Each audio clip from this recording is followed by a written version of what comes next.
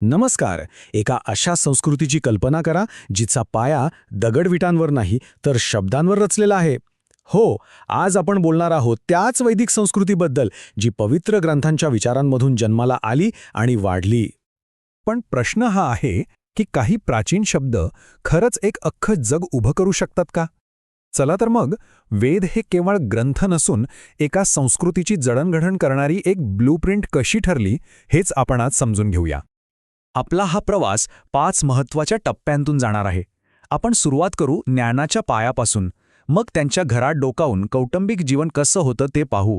त्यानंतर समाजाची रचना, त्यांच्या श्रद्धा आणि शेवटी त्यांची शासनव्यवस्था कशी होती हे जाणून घेऊ. चला तर मग सुरू करूया. आता या संस्कृतीला समजून घ्यायचं असेल तर आपल्याला थेट त्यांच्या मुळाशी म्हणजेच त्यांच्या साहित्याकडे म्हणजेच वेदांकडे जावं लागेल. वेद हा शब्द आलाय संस्कृतमधील विद या शब्दावरून, ज्याचा सरळ अर्थ होतो जाणणे किंवा ज्ञान.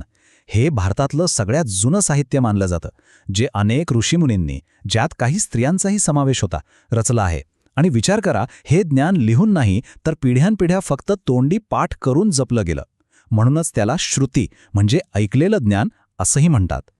आता हे वेद म्हणजे काही एकच पुस्तक नाही, मुख्य 4 वेद आहेत आणि प्रत्येकाचं वैशिष्ट्य वेगळं आहे. ऋग्वेद हा सगळ्यात जुना आहे, ज्यात देवांची स्तुती करणारी सूक्तं आहेत. यजुर्वेदामध्ये यज्ञ कसा करायचा याचे मंत्र आहेत. सामवेद तर भारतीय संगीताचा पाया मानला जातो, कारण त्यात मंत्रांना गेय रूप दिलेलं आहे. आणि चौथा अथर्ववेद हा तर रोजच्या जगण्याशी संबंधित आहे, ज्यात औषधं, उपाय आणि अनेक गोष्टींचा समावेश आहे. आणि हे ग्रंथ म्हणजे काही फक्त मोठमोठ्या तात्विक गप्पा नव्हत्या, तर ते लोकांच्या रोजच्या आयुष्याशी, त्यांच्या आशा आकांक्षांशी जोडलेले होते. हे बघा, ऋग्वेदातल्या एका सूक्ताचा हा अनुवाद आहे. यावरून कळतं की चांगलं पीक, पाऊस आणि कुटुंबाचं सुख त्यांच्यासाठी किती महत्त्वाचं होतं. तर मग त्यांच्या प्रार्थनांमध्ये जे सुखी आयुष्य दिसतंय ते प्रत्यक्षात कसं होतं? चला थेट त्यांच्या घरातच एक नजर टाकूया आणि त्यांचं कौटुंबिक जीवन समजून घेऊया. चला, वैदिक काळातल्या एका घराची कल्पना करूया. इथे एकत्र कुटुंब पद्धत आहे, जिथे घराचा प्रमुख आहे गृहपती. घरं कसली आहेत तर मातीची किंवा कुडाची. खाण्यापिण्यात गहू, सातू, तांदूळ यांसारखी धान्य आहेत. लोक सुती लोकरी कपडे घालतात आणि करमणुकीसाठी संगीत, नृत्य आणि विशेषतः रथांच्या शर्यतींचा थरार अनुभवतात. एक इंटरेस्टिंग गोष्ट म्हणजे सुरुवातीच्या वैदिक साहित्यात आपल्याला गार्गी आणि मैत्रीसारख्या विद्वान स्त्रियांचे उल्लेख सापडतात. पण हे चित्र कायम राहिलं नाही. हळूहळू नंतरच्या काळात स्त्रियांवरची बंधनं वाढत गेली आणि समाजातलं त्यांचं स्थान दुय्यम झालं. बरं, हे झालं कुटुंबांबद्दल. पण अनेक कुटुंब मिळून समाज बनतो. मग हा अख्खा समाज कसा होता, त्याची रचना कशी होती? इथे 2 महत्त्वाच्या संकल्पना येतात, वर्ण आणि आश्रम. आता वर्णव्यवस्थेबद्दल बोलायचं झालं तर सुरुवातीच्या वैदिक काळात हे 4 वर्ण ब्राह्मण, क्षत्रिय, वैश्य आणि शूद्र हे जन्मावरून नाही तर व्यक्तीच्या कामानुसार म्हणजे व्यवसायावरून ठरत असत. पण नंतरच्या काळात मात्र यात एक मोठा बदल झाला. ही व्यवस्था जन्मावर आधारित झाली, ती कठोर बनली आणि इथूनच मग समाजात विषमता आणि जातीव्यवस्थेची सुरुवात झाली. यासोबतच एका आदर्श आयुष्यासाठी एक 4 टप्प्यांचा आराखडा होता, ज्याला आश्रम व्यवस्था म्हणतात. जणू काही आयुष्याची 4 स्टेशनं. पहिला टप्पा ब्रह्मचार्याश्रम म्हणजे शिक्षण घेण्याचा काळ. दुसरा गृहस्थाश्रम म्हणजे कौटुंबिक जबाबदाऱ्या पार पाडणं. तिसरा वानप्रस्थाश्रम म्हणजे निवृत्ती घेऊन जगापासून थोडं दूर होणं. आणि शेवटचा संन्यासाश्रम म्हणजे सर्वस्वाचा त्याग करून मोक्षाच्या मार्गावर जाणं. ठीक आहे, समाज कसा होता हे पाहिलं, पण या सगळ्याला एकत्र बांधून ठेवणारी शक्ती कोणती होती? ती होती त्यांची श्रद्धा आणि त्यांचा जगाकडे पाहण्याचा एक विशिष्ट दृष्टिकोन. वैदिक लोक निसर्गाच्या खूप जवळ होते, इतके की त्यांनी निसर्गातल्या शक्तींनाच देव मानलं. सूर्य, वारा, पाऊस म्हणजेच इंद्रदेव, अग्नी, अगदी नद्यासुद्धा या सगळ्या त्यांच्यासाठी देवता होत्या आणि त्यांनी कृपा करावी म्हणून ते प्रार्थना करायचे. मग या देवांना प्रसन्न कसं करायचं? त्यासाठी होता यज्ञ.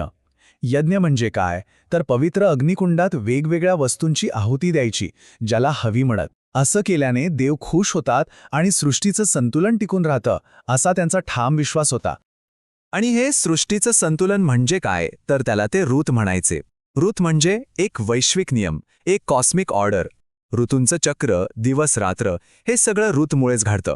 आणि या वैश्विक नियमांचं पालन करून जगणं हेच त्यांच्यासाठी धर्माचं पालन करणं होतं. बरं, इतका विचारपूर्वक समाज आणि धर्मव्यवस्था आहे, मग ह्यांचा राज्यकारभार कसा चालत असेल? कोण राजा, कोण प्रजा? चला आता त्यांच्या राजकीय रचनेकडे वळूया. त्यांची प्रशासन व्यवस्था एकदम तळागाळातून सुरू व्हायची. सगळ्यात लहान घटक म्हणजे गाव, ज्याचा प्रमुख असे ग्रामीणी. मग अनेक गावं मिळून बनायचा विश, त्याचा प्रमुख विषपती. आणि मग अनेक विश मिळून तयार व्हायचा जन, म्हणजे अख्खा प्रदेश, ज्याचा प्रमुख असायचा राजा किंवा नृप. राजाचं काम काय? सोप्पं आहे.